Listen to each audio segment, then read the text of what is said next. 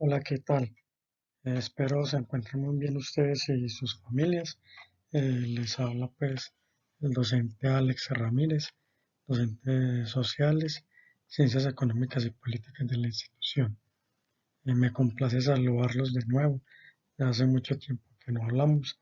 Les envío un fuerte abrazo y muchas bendiciones en esta pandemia para ustedes y sus familias. Voy a entonces a pasar a explicarles cómo va a ser el nuevo trabajo de la institución. Bueno, la institución vamos a trabajar por proyectos y por núcleos de áreas. En este caso, este sería el núcleo número 2, que está integrado por las áreas de sociales, economía y política, filosofía, ética, religión, español e inglés. Esas áreas van a ser parte de este núcleo 2 y con la clase de hoy vamos a comenzar con la primera actividad de ese proyecto donde están integradas las áreas que antes les mencioné. Bueno, el proyecto consta de 6 semanas. Esas 6 semanas van a tener 6 actividades, una por cada semana. Cada semana, uno de los profesores encargados de cada una de esas áreas les va a presentar un video, una clase así como esta que están viendo hoy. Cada semana van a tener entonces un video como este explicando la actividad de esa semana. Además de eso, en las páginas del colegio, seguramente en el Facebook, para que estén pendientes, van a subir las guías. Perdón. En las guías está especificado y muy claro cuáles son las actividades que ustedes van a hacer cada día durante esa semana. Es una actividad en general por semana. Entonces serían 6 actividades. Perdón. Bueno, eh, también van a tener asesoría en la guía que se les va a enviar. Ahí están los días de asesoría. Pueden comunicarse con cualquiera de estos profesores. Esta semana pueden comunicarse conmigo al correo. En la guía está. Sin embargo, pues yo les voy a decir es alex.ramirez@medellin.edu.co. Ese es el correo al cual ustedes se van a comunicar conmigo y me van a enviar los trabajos. Bueno, ¿cómo va a ser la entrega de esas actividades? Bueno, la estrategia para la entrega de actividades y lo que ustedes van a hacer es un Big Book. Algunos ya creo que lo han trabajado con algunos profesores de la institución.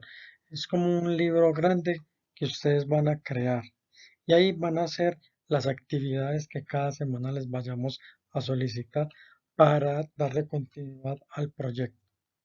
Bueno, este Big Book tiene unas características. Lo van a construir de 40 centímetros de ancho y 50 de largo. Va a tener una portada que vendría siendo como la pasta, pues, o sea, la portada y una pasta del libro. Va a tener 7 páginas nada más, solo 7 páginas. Que cada página va a ser una actividad que van a hacer cada semana. O sea que el Big Book no puede ser más de estas 7 páginas. Bueno, la portada, ¿cómo la van a hacer? Le van a colocar toda su creatividad para llenar, hacer la portada, para hacer el libro, para hacer las actividades. Pueden utilizar colores, lapiceros, marcadores, témperas, pinturas, recortes de revistas, recortes de periódicos, etcétera. O sea, la variedad es la que usted le quiera poner. Y para la construcción lo pueden hacer con papel periódico, papel bond, cartulina, cartón paja, o sea, con cualquier material que sea a su disposición. Aquí lo más importante es que ustedes le pongan el empeño a las actividades que van a construir y que van a hacer dentro del BIC, como a la estética, al diseño o a la creatividad que tengan para hacerlo. O sea, no se necesitan grandes inversiones, no se necesitan grandes cosas, pueden ser con material de reciclaje, como lo puedan hacer. O sea, la forma de hacerlo o los materiales para construirlo son todos los que ustedes puedan encontrar a la mano. Listo. Entonces, bueno, para la primera semana van a hacerle la portada al libro. O sea, esa portada la deben de diseñar de forma llamativa y creativa. Por eso digo, utilicen todo su ingenio para hacerlo. Y en la primera página van a plasmar la primera actividad que ha propuesto el área de sociales, que esa actividad está dentro de la guía que la institución publicará muy seguramente en el Facebook de la institución. Ahí está la guía para realizar esta primera semana. ¿Cuándo me deben entregar los resultados de las actividades que ustedes hagan? El día viernes. El viernes de esta semana me lo deben de entregar al correo que les acabé de decir. ¿Qué es lo que me van a enviar? Van a enviar dos fotografías, una de la portada y otra de la primera página con la resolución de las actividades que están en la guía que la institución va a montar en el Facebook. Solo esas dos páginas. Pero el correo en el asunto debe decir lo siguiente: nombre completo, grado del estudiante y primera actividad de la primera semana. Nombre completo, grado, o sea, nombre completo, el grupo pues grado 11.1, 11.2 y colocan actividad primera semana. Eso va a ir en el asunto. Debe ir así para poder tabular la información y que no se vayan a embolatar ni a perder correos. Entonces, téngalo muy en cuenta. En el asunto siempre escriba eso, los nombres completos, los apellidos como aparecen en la institución. No vayan a colocar el segundo apellido como primero, porque después no los voy a encontrar en la lista. Entonces, eso bien organizado para poder o tabular bien la información y poder calificarle las actividades. Bueno, recuerden que es el viernes, no el sábado, no el domingo, ni tampoco el otro viernes. Es el próximo viernes. Tienen 5 días para desarrollar esta actividad. Bueno, entonces, bueno, ya saben que ahí está el correo por si necesitan alguna cosa, tienen dudas, ahí están los horarios de atención para que me escriban o algún profesor de los que eh, les dictan estas áreas o director de grupo. Bueno, entonces todo proyecto siempre empieza con una pregunta para uno resolverla, para uno llegar a conclusiones o para uno pensar más o para uno crear nuevas preguntas. Entonces, la pregunta de este proyecto es: ¿cuáles son las reacciones sociales, políticas, filosóficas, económicas, literarias y lingüísticas de la humanidad ante la presencia histórica de pandemias? Esa es la respuesta, bueno, o las actividades que vamos a hacer, estas 6 actividades que vamos a hacer durante estas 6 semanas, nos deben de llevar a responder esa pregunta. Ese es el proyecto. Entonces ahora vamos a pasar al aporte que el área de ciencias sociales, economía y política les va a dar a ustedes para que intenten resolver esa pregunta. Bueno, esta pregunta, recuerden, se resuelve al final del proyecto, no es la próxima semana, ni es mañana, al final del proyecto, con las actividades que le mandemos los distintos profesores. Entonces, comencemos. Yo le he colocado como nombre a esta actividad que propone el área de ciencias sociales, economía y política de Show Must Go On. Lo traducen para que sepan qué significa eso. Y después en la actividad que va a estar colgada pues en la página del Facebook se van a dar cuenta por qué le coloqué este nombre. Bueno, entonces vamos a adentrarnos a esas pandemias que han azotado el mundo. Recuerden que la pregunta va dirigida ahí, entonces primero ubiquémonos en el tiempo y en el espacio y vamos a mirar cuáles han sido las principales pandemias que han azotado el planeta. Entonces tenemos la primera, la peste negra, 1347-1351.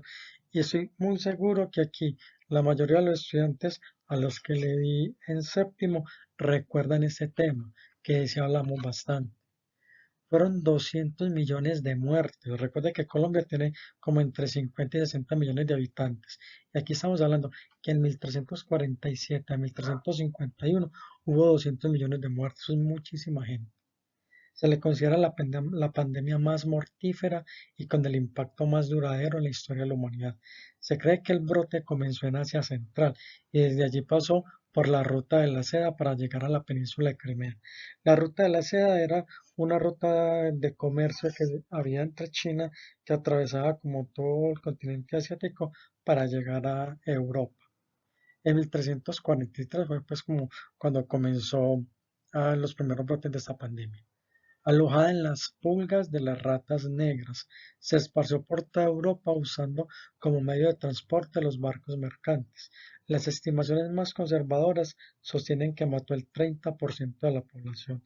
Eso es muchas personas. Entonces, ¿qué pasaba? Bueno, en estos barcos mercantes, bueno, en todas partes hay ratas. En esos barcos mercantes había ese tipo de rata negra. Y ese tipo de rata negra alojaba esta pulga. Entonces, en todo ese recorrido, estas ratas, y bueno, y que además se reproduce muy fácil, cargando estas pulgas, entran a la población europea, las pulgas pican a las personas y esta es una de las consecuencias de esa picadura. Por eso le dice peste negra, coloca la piel como negra, o la peste bubónica. Recuerden que crea unas bubas, una inflamación de los ganglios. Entonces son como con unas bolas por donde tienen los ganglios, a veces como por las axilas, por los genitales, por varias partes se llenan de esas bubas. Entonces esta es una de las más impresionantes y mortíferas que ha tenido la humanidad, la peste negra. Recuerden ese título, pues, que de pronto ahorita les doy una pista y tiene que ver con la actividad que van a hacer, que va a estar colgando el Facebook. Bueno, otra otra peste, bueno, cabe resaltar que las pestes que vamos a ver acá, las pandemias que vamos a ver, en su mayoría se refieren al siglo XX, siglo XXI, que es más o menos la época que corresponde para estudiar en 11, solo que la peste negra, que fue por allá en la Edad Media, pues Edad Media, Edad Moderna, pues o sea, se debe mencionar por lo mortífera que fue, que ha sido casi que la, o sea, la peor que ha tenido la humanidad, entonces por eso la mencionamos, pero vamos a ver, principalmente son las del siglo XX y XXI. Entonces empezamos con la gripe asiática 1957-1958. Algunos autores creen que se originó por una mutación de patos salvajes que se combinó con una cepa humana preexistente. El virus se identificó por primera vez en Guizhou, China, y se propagó a Singapur, de allí a Hong Kong, y luego a los Estados Unidos. Los ancianos fueron las primeras víctimas de esta enfermedad que causaba grandes complicaciones pulmonares y que dejó un total de 1,1 millones de muertos. Eso es bastante, o sea, 1,1 millones de muertos para esta época, 1957-1958. Bueno, entonces aquí miramos, por ejemplo, los hospitales llenos de personas. Aquí miramos el pato de donde salió esta gripe asiática y aquí las personas en esa época, mire, usando ya tapabocas como lo estamos haciendo ahora. Entonces mire que esta otra gripe también muy parecida al COVID-19 sale de un animal, en este caso es del el pato. Bueno, aunque antes de esta gripe asiática, en 1918-1919, también se dio lo que fue la gripe española. Esa gripe española se regó por todo el planeta y mató cerca de 50 millones de personas. Aquí a Colombia llegó y especialmente en Boyacá y en Bogotá fue donde, con Dinamarca y Bogotá, fue donde más personas contagió. Murieron muchas personas, también se hizo confinamiento, cerraron escuelas, cerraron universidades, cerraron teatros, cerraron cines, las calles también estuvieron desoladas, los cementerios no daban abasto, y eso ocurrió acá en Colombia en 1918, 1919, con la gripe española. Listo, entonces tenemos la peste negra, gripe española, gripe asiática. Vamos entonces ahora para la gripe de Hong Kong, 1968-1970. El primer registro de este brote apareció el 13 de julio de 1968 y a fin de mes ya había llegado a Vietnam y Singapur. La gripe de Hong Kong dio la vuelta al mundo entre el verano de 1968 y la primera primavera de 1970, matando especialmente a los niños. Proveniente de una provincia de China, el virus atravesó Asia y después a finales de 1968 Estados Unidos. Luego de algunos meses el virus llegó a Europa a finales de 1969. Para los epidemiólogos, esta gripe entró en la historia como la primera pandemia de la era moderna, la de los transportes aéreos rápidos, y dejó 1 millón de muertos. Entonces mire que esa gripe también tiene algo de relación con el COVID-19. ¿Cómo se generó? Se generó a través de los transportes aéreos rápidos. Eso fue lo que pasó con el COVID-19. Por el transporte aéreo, los aviones, el turismo, viajes, negocios, se transportan y transportan miles de personas a través de sus aviones por todo el mundo y eso es lo que genera más rápidamente una expansión de estas pandemias. Bueno, VIH-Sida 1981. En la actualidad, bueno, hasta de 1981 hasta la actualidad. Hasta el momento se estima que entre 25 y 35 millones de personas han muerto por el VIH-Sida. Una cantidad impresionante. El SIDA es causado por un virus de inmunodeficiencia humana que se originó en primates del África Central y Occidental a principios del siglo XX. Si bien varios subgrupos del virus adquieren la capacidad de infectar a seres humanos, la pandemia tuvo su origen en la aparición de una cepa específica, el subgrupo M del VIH-1, en Leopoldville, República Democrática del Congo, y se disparó a partir de 1981. Actualmente hay unos 37,9 millones de personas que están infectadas con VIH en todo el mundo y solo en 2018 murieron 770.000 personas por esta enfermedad. El África subsahariana es la región más afectada. El 61% de las nuevas infecciones provienen de allí.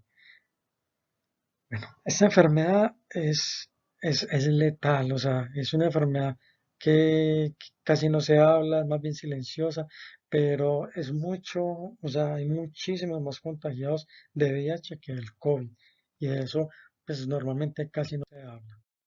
Vamos a mirar aquí unos datos específicos para que miremos lo alarmante que son esas cifras del VIH. Debemos entonces de comprender que este virus es uno de los más peligrosos y aún así poco se habla de él. Para el 29 de mayo de 2020 a las 12 meridiano, según información de la página oficial del área metropolitana del Valle de Aburrá, en Medellín existen 503 personas contagiadas por COVID-19, mientras que para el 30 de noviembre de 2019, tan solo 6 meses atrás, las cifras de contagio por VIH en Medellín son más de 15.000 personas. Es una cifra alarmante. Por eso piénselo, medítelo, analícelo y cuídese. Al VIH-Sida ponle punto final. O sea, las cifras son alarmantes. Mire cómo está conmocionada la ciudad. Apenas el día de hoy, lunes 1 de junio, comenzaron a reabrir varias actividades económicas. Pues llevamos casi 3 meses de confinamiento. Por solo 503 personas para el 29 de mayo. 29 de mayo, si no me equivoco, fue el viernes. Entonces, solo 503 personas. Pero el año pasado, para el mes de noviembre, habían 15.000 personas contagiadas de VIH. Mire que estas 15.000 superan ampliamente estas 503 personas. Entonces, muchas de las personas que pueden estar cerca o alrededor de nosotros pueden estar contagiadas. Son 15.000, es que es mucho. Entonces, por eso, eh, yo creo que sí, del COVID tenemos que cuidarnos bastante hasta que encuentren una vacuna, pero del VIH no creen que debemos de cuidarnos muchísimo más. Es que son 15.000 personas solo en Medellín. ¿Y en dónde están esas personas? Pues en los barrios, en las comunas, en el centro, en la prostitución, en las rumbas, en amanecer en la calle bebiendo y teniendo relaciones sin cuidarse con cualquier persona. O sea, de esta enfermedad, de esta pandemia, debemos de cuidarnos. Muy posiblemente se encuentre la vacuna contra el COVID, listo, nos vacunamos y ya nos salvamos. Pero ¿y el VIH qué? El VIH va a continuar, el VIH continúa. Es una enfermedad que ataca el sistema inmune, se le bajan las defensas y cualquier gripita, cualquier enfermedad leve, pues se lo lleva a uno. Entonces, a eso hay que pararle muchas bolas. La mayoría de los contagios son las personas jóvenes. Ustedes están muy jóvenes. Tengan mucho cuidado, respeten su cuerpo, respétense a sí mismos. No es para estar por ahí arriesgando la vida en ninguna parte ni con nadie. Cuídense bastante este VIH en la actividad que va a estar colgada en el máster de este tema y con el título que le puse aquí a la clase tiene que ver mucho. O sea, cuídense bastante de esta pandemia. Ojo, el año pasado habían 15.000 personas y al 29 de mayo solo 503 por COVID-19. Claro, tenemos que cuidarnos mucho del COVID porque es que todavía no hay vacuna y cualquiera puede morir de él. Pero ¿y el SIDA? Piénsalo, medítalo, analízalo y cuídate. Bueno, continuamos entonces con las pandemias. Ahora vamos a entrar a las pandemias del siglo XXI. Entonces empezamos con el SARS, 2002-2003, 770 muertes. El síndrome respiratorio agudo severo SARS, por sus siglas en inglés, es una enfermedad provocada por un coronavirus, miren, por un coronavirus distinto del causante del COVID-19, el SARS-CoV. Entre noviembre del 2002 y julio del 2003, un brote registrado en el sur de China terminó con 8.098 personas infectados en 17 países, aunque la mayoría de los casos se registraron en China y en Hong Kong. El virus surgió, mire, en murciélagos muy parecidos del COVID, murciélagos de herradura que habitan en cuevas de la provincia de Yunnan, y de allí pasó a los humanos. Un mamífero salvaje que se vende en los mercados del sur de China para su carne. De todos modos, no se han reportado nuevos casos de SARS desde el 2004. Bueno, no se han reportado casos del SARS, pero el COVID, ¿cómo se llama? SARS-CoV-2. ¿Cómo surgió? Aquí dice, por un coronavirus. ¿Cómo surgió? Por un murciélago en mercados del sur de China porque comercializan su carne. ¿Acaso así no fue que salió el COVID-19? Recuerde que el COVID-19 se llama SARS-CoV-2. Entonces, mire que en el 2002-2003 hubo esta pandemia y aún hoy estas pandemias nos están recordando, o sea, el COVID nos está recordando que ya esto había sucedido con el SARS en el 2002 y 2003. Parece que la historia se repite. Murciélagos, coronavirus, se consumen, o sea, se los comen, los venden, etcétera. Vamos para el H1N1 2009-2010. Aparecía en México a finales de marzo del 2009. Fue llamada inicialmente la gripe porcina por la Organización Mundial de la Salud. La alerta pandémica fue lanzada el 11 de junio de 2009, pero el virus terminó siendo menos mortífero de lo esperado, gracias a Dios. Por ello se, por ello se organizaron campañas masivas de vacunación con urgencia. Después, los países occidentales, en particular europeos, y la Organización Mundial de la Salud fueron criticados por realizar una movilización considerada sobredimensionada cuando cada año la gripe de temporada causa entre 250.000 y medio millón de muertos, según el mismo ente mundial, o sea, la OMS. En total, en base a cifras de la Organización Mundial de la Salud, hubo 18.500 muertos, pero la revista The Lancet calculó el número de muertos en al menos 151.000. Entonces, ese H1N1 fue un, este H1N1 fue una pandemia que generó muchas muertes. Y lo más preocupante es que, mire, cada año la gripe de temporada causa entre 250.000 y medio millón de muertos.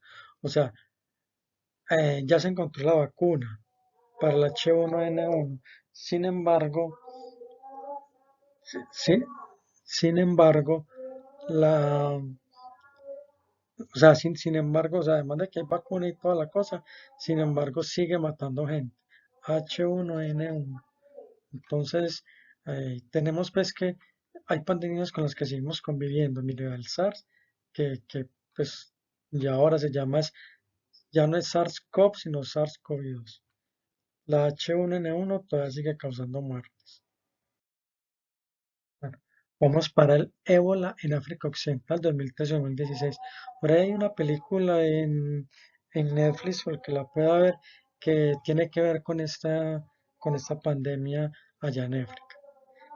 Identificado por primera vez en 1976, este virus desencadenó entre fines de 2013 y 2016 una pandemia de fiebre hemorrágica en Guinea, Sierra Leona y Liberia, menos contagiosa que otras enfermedades virales. El ébola es temible a causa de una tasa de mortalidad muy elevada, alrededor del 40%. Eso quiere decir que 10 personas que se infecten de ébola, 4 van a morir. Prácticamente fijo, esas 4 van a morir. El virus reapareció en agosto del 2018 en el este de la República Democrática del Congo, donde causó más de 2.200 muertos. Lo que pasa es que como este ébola básicamente fue solo en África, entonces claro, eso no le dieron tanto renombre, pero ha matado muchísima gente en esta población. Bueno, ahora vamos con la última de las pandemias. Coronavirus 2019-2020 COVID-19. Síndrome respiratorio agudo grave SARS-CoV-2. Miren que es igualita a la otra. La otra es SARS-CoV y este es SARS-CoV-2. Se identificó por primera vez en diciembre del 2019 en la ciudad de Wuhan, capital de la provincia de Hubei en la República Popular de China, al reportarse casos de un grupo de personas enfermas con un tipo de neumonía desconocida. La mayoría de individuos afectados tenían vinculación con trabajadores del mercado mayorista de mariscos del sur de China de Wuhan. La Organización Mundial de la Salud la reconoció como una pandemia global el 11 de marzo de 2020. Entonces mire que es muy parecida a la del SARS. Eh, Se da entonces en un mercado, en este caso un mercado mayoristas, donde se consume carne de animales exóticos. En este caso, mire que también es de un murciélago, como el primer SARS. Entonces, de allí, por la alimentación y estos tipos de mercados con estos animales, pasa muy fácil ese tipo de pandemias hacia los humanos. Hasta el 28 de mayo del 2020, a las 13 horas, se ha informado de más de 5.8 millones de casos de enfermedades en más de 213 países y territorios en el mundo.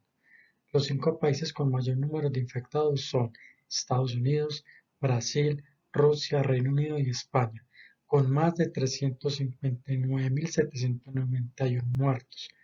Los 5 países con mayor cantidad de fallecidos son Estados Unidos, Reino Unido, Italia, España y Francia, y más de 2.4 millones de casos de personas recuperadas. Perdón. Bueno, tenemos entonces acá la última pandemia que ha sufrido la población humana. Tenemos unas imágenes aquí muy alarmantes. Es un cementerio en Brasil. Mire que básicamente son fosas comunes. O sea, eso parece que fuera una guerra. Tantos y tantos cadáveres, tantos huecos para las personas que se están muriendo. Miren acá en Ecuador que ni siquiera alcanzan este tipo de cementerios para enterrar a sus seres queridos. Miren los ataúdes todos en la calle. Mire allá mismo cómo las personas mueren en la calle, porque los centros hospitalarios están colapsados. Entonces las personas tienen COVID, pero es que humanamente no hay cómo atenderlos, no hay cómo dejarlos pasar al hospital. Entonces, pues las personas mueren afuera de los hospitales, las personas mueren en las calles, las personas mueren en sus casas. Y aquí entonces que es importante, muy importante cuidarlos. Recuerden que ustedes están más jóvenes. Por eso no quiere decir que no les va a dar COVID ni que la situación se vaya a poner grave, pero pueden tener un poco más de resistencia que sus padres, que sus abuelos, que sus tíos. Entonces, es responsabilidad de usted también cuidarlos. Usted puede salir a la calle, le puede dar COVID y es asintomático. Y llega a su casa y usted no se da cuenta, como no tiene síntomas, no se da cuenta que tiene COVID, pero se lo transmite a un ser querido, a los abuelos, a los padres. Desde el cargo de conciencia esto va a ser muy grande. Entonces, por eso es mejor cuidarnos. O sea, eh, entre menos se salga a la calle, mejor. O sea, hoy, 1 de junio, se ha abierto grandes sectores de la economía acá en Medellín y a nivel mundial pues, en muchas partes también, pero el COVID no ha desaparecido. La vacuna no está disponible todavía. Entonces, ¿qué va a pasar? Va a pasar lo que hay en esas imágenes, colapsos hospitalarios, colapsos en cementerios y la gente muriendo por cantidades. Entonces, la recomendación es que se cuiden. O sea, el COVID no es de mentiras.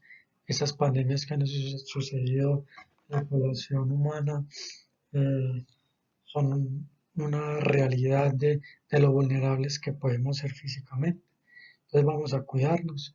Recuerden eh, lo de la actividad que va a estar montada en el Facebook, lo de lo del VIH que tiene una actividad ahí, aunque el COVID es mortal y mire cómo tiene el mundo al mundo de rodillas, mucho cuidado con el VIH. Es una enfermedad que casi no se habla de ella y hay demasiados contagios. Ya vimos ahí que había más de 15.000 personas el año pasado. Ya van 6 meses, ¿cuántos habrán? Entonces, son muchas personas que se contagian al respecto. Entonces, respeten sus cuerpos, respétense a sí mismos, piensen y analicen muy bien las cosas que van a hacer para no infectarse ni de VIH ni de COVID-19. Es un gusto volverlos a saludar, volver a aportarles un poco de conocimiento para que eh, cada vez ustedes abran más la conciencia, tengan mucho cuidado con sus vidas. Un saludo para ustedes y sus familias. De verdad deseo de que se encuentren muy bien, de que sigan para adelante. Esto ha sido muy difícil para todos, pero con la ayuda de Dios saldremos adelante. Entonces, como les dije, es un gusto volverlos a saludar. Les deseo una feliz semana a todos ustedes y sus familias y vamos para adelante con esos proyectos. Hasta luego.